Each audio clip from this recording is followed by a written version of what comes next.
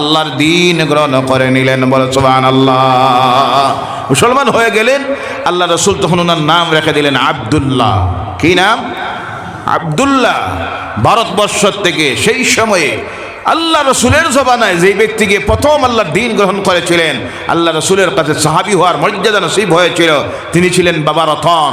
পরবর্তীতে তার নাম হয়েছে আব্দুল্লাহ। বর্তমানে ওনার মাজার শরীফ রাজস্থানে আছে, বলে সুবহানাল্লাহ সুবহানাল্লাহ। তার থেকে প্রমাণিত হয় প্রথম তো ইসলাম এই ভারতে এসেছে হযরত আদম আলাইহিস সালামের জবানায়। ভারতবর্ষের সর্বপ্রথম ধর্ম হলো ইসলাম। সুবহানাল্লাহ বলেন না? আর পরবর্তীতে আবারও আল্লাহ রসুলের জবানায় এই ভারতে ইসলামের দাওয়াত এসে পৌঁছে গেছে। সেই সময়ে উনি স্বপ্নযোগী ঘরের উপরে বসে সেই ঘটনা দেখে গিয়ে আল্লাহ দিন গ্রহণ করলেন। আমার বলার উদ্দেশ্য হলো, এটা কি ইসলামের যে সত্যতার প্রমাণিত হচ্ছে আজকে কিভাবে আমরা দেখি। নীল আর্মস্ট্রং প্রথম চন্দ্র অভিযানকারী, অ্যাপোলো 11-এর মাধ্যমে প্রথম চন্দ্র অভিযান চালাইল। এর আগে কেউ চন্দ্রে অভিযান চালায় নাই, চন্দ্রের বুকে গিয়ে মানুষ নামে নাই, কদম রাখে নাই। ওই নীল আর্মস্ট্রং চন্দ্রের মধ্যে গিয়ে যখন নামল, নামার পরে বিভিন্ন ছবি তারা গ্রহণ করল। করার পরে নীল আর্মস্ট্রং যখন ফিরে আসলো এই জমিনে, আওয়ার পরে প্রথম চন্দ্র অভিযানকারী অভ্যর্থনা দেওয়া হইতেছে বিভিন্ন জায়গায় নিয়ে, আর তারা বক্তব্য রাখতেছে। এবার সেই নীল আর্মস্ট্রংকে কলম্বো, শ্রীলঙ্কার কলম্বো শহরে নিমন্ত্রণ দেওয়া হয়েছে অভ্যর্থনা দেওয়ার জন্য। ওই জায়গার মধ্যে সে গিয়ে উপস্থিত হয়েছে। তার বক্তব্য যখন শুরু করবে, হঠাৎ করে একটা আওয়াজ এসে তার কানের মধ্যে পৌঁছিল। পৌঁছা মাত্র তার বক্তব্য বন্ধ করে দিল। আওয়াজটা যখন শেষ হইল, জিজ্ঞাসা করে উপস্থিত শ্রোতারা, এই আওয়াজটা কিসের আওয়াজ ছিল? তখন কিছু সংখ্যক মানুষ বলল, এই আওয়াজটা হলো ইসলাম ধর্মাবলম্বী ভাইদের, তাদের যে আল্লাহর ঘর আছে, মসজিদ যাকে বলা হয়, ওই মসজিদ থেকে রোজ 5 বার আওয়াজ দেওয়া হয় তারা নামাজে যাওয়ার জন্য। নীল আর্মস্ট্রং বলল, আমরা যখন চাঁদে গিয়ে নামলাম, ছাদে যখন পা রেখেছি, রাখা মাত্র কিছু সময় পর ওই আওয়াজটা সেই চাঁদের ভিতরে আমাদের কানের মধ্যে গিয়ে পৌঁছে গেছে। বলে সুবহানাল্লাহ। আজানের আওয়াজ। কিসের আওয়াজ? পৃথিবী থেকে চন্দ্রের দূরত্ব কয়েক লক্ষ কিলোমিটার, আর এই মসজিদের আজানের আওয়াজ গিয়ে পৌঁছতেছে আল্লাহর আরশে আজিমে। সুবহানাল্লাহ বললেন না? তার প্রমাণ দিতেছে নীল আর্মস্ট্রং। কে দিতেছে? নীল আর্মস্ট্রং বলছে, ছাদের বুকে যখন পা রাখলাম, কিছু সময় পর ওই যে আওয়াজটা এখন শুনলাম, সেই আওয়াজগুলি, বাক্যগুলি, উচ্চারণগুলি সেখানেও আমার কানে গিয়ে পৌঁছলো। এরপরে নীল আর্মস্ট্রং কোরআন পড়া শুরু করলো। দেখি তো ইসলামে কি আছে।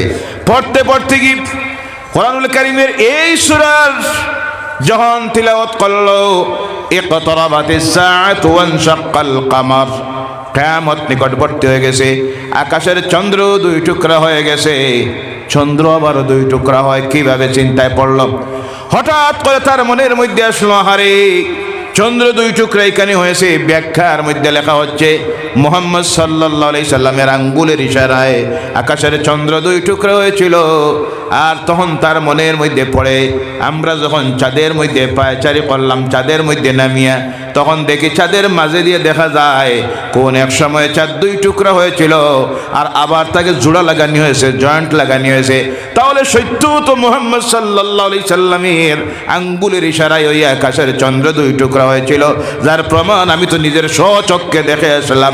ওই দিনই নীল আর্মস্ট্রং খ্রিস্ট ধর্ম ত্যাগ করে দিয়া আল্লাহর দিন ইসলাম গ্রহণ করে নিল। বলো সুবহানাল্লাহ। আর সুরে বলেন সুবহানাল্লাহ। যারাই কোরআনের গভীরে গিয়ে রিসার্চ করতেছে, গবেষণা করতেছে, তারাই আজকে আল্লাহর দ্বীনকে গ্রহণ করতেছে। এর কারণে বর্তমান পৃথিবীর শিক্ষিত সমাজ যারা, বিশেষ করে বিজ্ঞানের জ্ঞানে জ্ঞানী যারা হচ্ছে আর কোরআন নিয়ে রিসার্চ করতেছে, তাদের মধ্যে হাজার হাজার বৈজ্ঞানিকরা, দার্শনিকরা, ডাক্তারেরা এই আল্লাহর দ্বীন ইসলামকে গ্রহণ করতেছে। বলেন সুবহানাল্লাহ। ও আমার ভাইয়েরা, মুসলমানেরা, এর জন্য আল্লাহ রাব্বুল আলামিনের কালাম এই কোরআনুল কারীম একমাত্র পৃথিবীর মানুষকে সান্ত্বনা দিতে পারে। কেননা এই কোরআন সম্পর্কে আল্লাহ বলছেন, ওয়া নুনাজ্জিলু মিনাল কুরআনি মা হুয়া শিফাউন ওয়া রাহমাতুল লিল মুমিনিন। এই কোরআন নাযিল করেছি আর এর মধ্যে দিয়েছি পৃথিবীর মানুষের জন্য ঔষধ। সুবহানাল্লাহ বললেন না? দুনিয়ার সব রোগের সব সমস্যার সমাধান আল্লাহ বলছেন দিয়েছি কোরআনুল কারীমে, আর শান্তি দিয়েছি মুমিনদের জন্য। সুবহানাল্লাহ বলেন। কার জন্য শান্তি? কার জন্য? মুমিনদের জন্য। মুমিন কারা? মুমিন তারা যারা দিলে বিশ্বাস করে পড়েছে লা ইলাহা ইল্লাল্লাহু মুহাম্মাদুর রাসূলুল্লাহ সাল্লাল্লাহু আলাইহি সাল্লাম, এবং যারা পড়েছে আশহাদু আল্লা ইলাহা শাহাদাতাইন, সাক্ষী দুইটা দেয়। কয়টা? দুইটা সাক্ষী যারা দিয়েছে। শাহাদাতাইন যাকে বলা হয়, আশহাদু আল্লা ইলাহা ইল্লাল্লাহু ওয়াহদাহু লা শারীকা লাহু ওয়া আশহাদু আন্না মুহাম্মাদান আবদুহু ওয়া রাসূলুহু। তারাই হলো দিনদার ইমানদার মুমিন। আর এই বিশ্বাস যখন তারা করে নেয়, সঙ্গে সঙ্গে এই দুনিয়ায় তারা আল্লাহর নাফরমানি করা সম্ভব হয়। আমরা মুমিন, কথা বোঝা যান না? এখানে যারা বসে আছি আমরা সব মুমিন। জি, মুমিন এক জিনিস আর মুসলমান এক জিনিস। মুমিন আর মুসলমান এক জিনিস হতে পারে না। মুসলমান হলো তারা যারা পড়েছে লা ইলাহা ইল্লাল্লাহু মুহাম্মাদুর রাসূলুল্লাহ আশহাদু আল্লা ইলাহা ইল্লাল্লাহু ওয়াহদাহু লা শারীকা লাহু ওয়া আশহাদু আন্না মুহাম্মাদান আবদুহু ওয়া রাসূলুহু। এই পড়লো আর বিশ্বাস করলো, সঙ্গে সঙ্গে হয়ে গেল মুসলমান।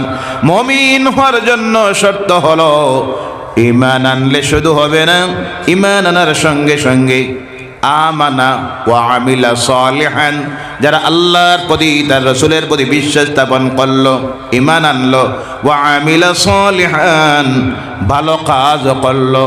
ভালো কাজ বলতে আল্লাহর কালাম কোরআনুল কারীম যে নির্দেশনা দিয়েছে সেই নির্দেশ অনুযায়ী তাদের জীবন যারা চালায়, আর আল্লাহ যা নিষেধ দিয়েছেন, কোরআন যা নিষেধ দিয়েছে, তার রাসূল যা নিষেধ দিয়েছেন তা মেনে যারা এই দুনিয়ার জীবনে চলে, তারা হলো মুমিন।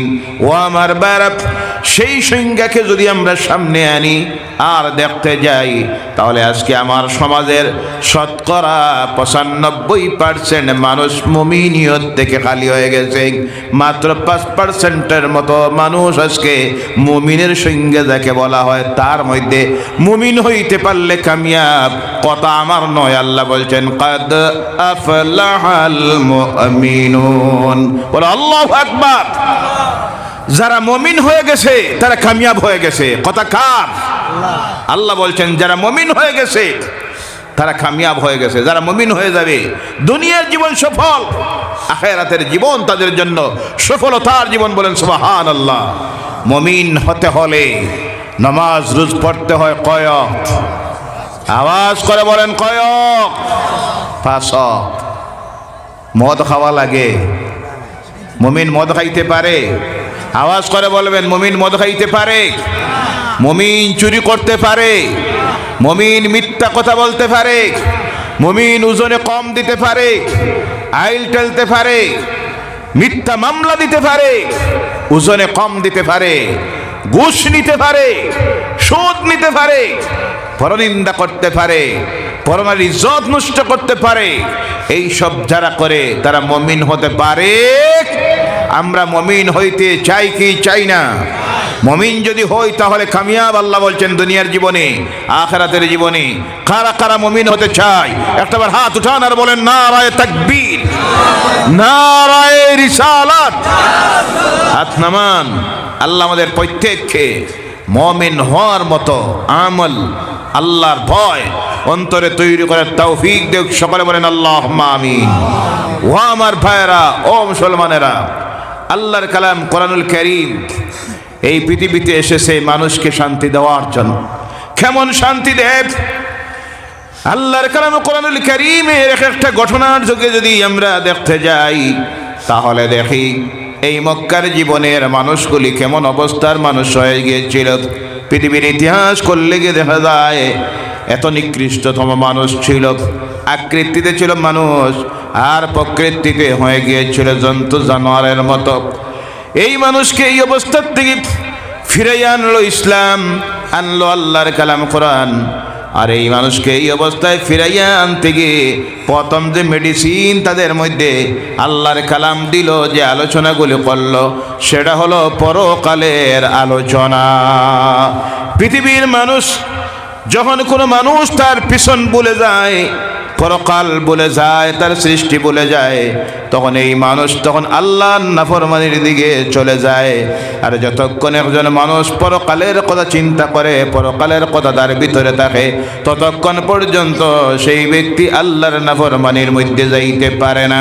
এর জন্য আল্লাহর কালাম কোরআনুল কারীম সুন্দর সুন্দর ভাষায় পৃথিবীর মানুষের সামনে পরকালের আলোচনা তুলে ধরেছে। আর এই পরকালের ভয়, আল্লাহর ভয় মানুষের ভিতরে আসার জন্য মাঝে মধ্যে আল্লাহ এই পৃথিবীতে তার নিদর্শন দেখায়, তার গজব দিয়া মানুষকে হেদায়েতের রাস্তায় ডাকে। যার প্রমাণ আজকে আমরা দেখলাম সিরিয়ার জমিনে। কোন জমিন? সিরিয়ার জমিন, তুরস্কের জমিন। সেই দিন সোশ্যাল মিডিয়ায় দেখি 17 ঘন্টা আগে, কত ঘন্টা আগে? কত ঘন্টা? 17 ঘন্টা আগে যে ভদ্রলোক ছিল 60টা বিল্ডিংয়ের মালিক। কয়টা? কথা বলেন, কয়টা? 60টা 7তলা বিল্ডিংয়ের মালিক 17 ঘন্টা আগে ছিল। আর 17 মিনিটের ধাক্কায়, কত মিনিটের? কত মিনিটের? কথা বুঝতে অসুবিধা হয় নাকি? 17 মিনিটের ধাক্কা দিল আল্লাহ। 17 ঘন্টা পরে দেখি সেই ভদ্রলোক রাস্তায় দাঁড়িয়ে আছে, হাতের মধ্যে 3টা পাউরুটি নিয়া। কি নিয়া? 3টা পাউরুটি হাতে নিয়া। খাবারের জন্য কিছুই নাই, পরিবারের সব হারাইছে, ধ্বংসস্তূপে বিল্ডিংয়ের নিচে চাপা পড়ে আছে। আর 2 চোখের পানি ছেড়ে দিয়া হাতে 3টা রুটি নিয়ে দাঁড়াইয়া আছে। 17 ঘন্টা আগে যে ছিল 60টা 7তলা বিল্ডিংয়ের মালিক, আল্লাহ দেখাইয়া দিল আমার ক্ষমতা দেখ। আমি আল্লাহ চাইলে এইভাবে কত বিল্ডিং ওয়ালারে রাস্তার দাঁড় করাইয়া ভিখারি বানাইয়া দিতে পারি। আল্লাহর ক্ষমতা আছে না নাই? জালেমদের জন্য আল্লাহ উদাহরণ রাখতেছে, যারা পৃথিবীর মানুষের উপর জুলুম, নির্যাতন, অত্যাচার চালায়, আর মনে মনে ভাবে আমার চাইতে ক্ষমতাসীন কেউ নাই, আমি সব ক্ষমতার মালিক।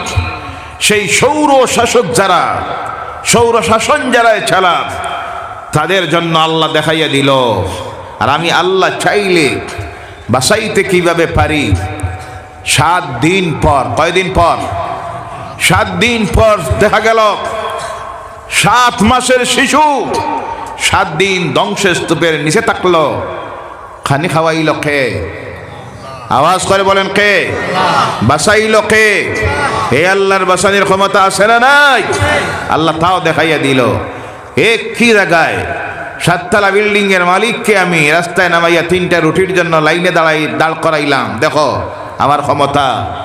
আর 7 মাসের শিশুকে 7 দিন থেকে পানিও নাই, বাতাস নাই, অক্সিজেন নাই, কিছুই নাই, বিল্ডিংয়ের ধ্বংসস্তূপে বাঁচাইয়াও রাখলাম আমি।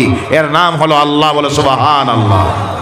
আজকের এই তুরস্কে ভূমিকম্প হলো, আমরা আল্লাহর কাছে দোয়া রাখি, আমাদের ভাইয়েরা বোনেরা, আমাদের ভাই বোনেরা আজকে তাদের সেই সম্পদ সব হারাইল। হাজার হাজার মানুষ বিল্ডিংয়ের নিচে চাপা পড়ে শাহাদতের মৌত হলো। আল্লাহ তাদের শাহাদতকে কবুল করুক, সকলে বলেন আল্লাহুম্মা আমিন।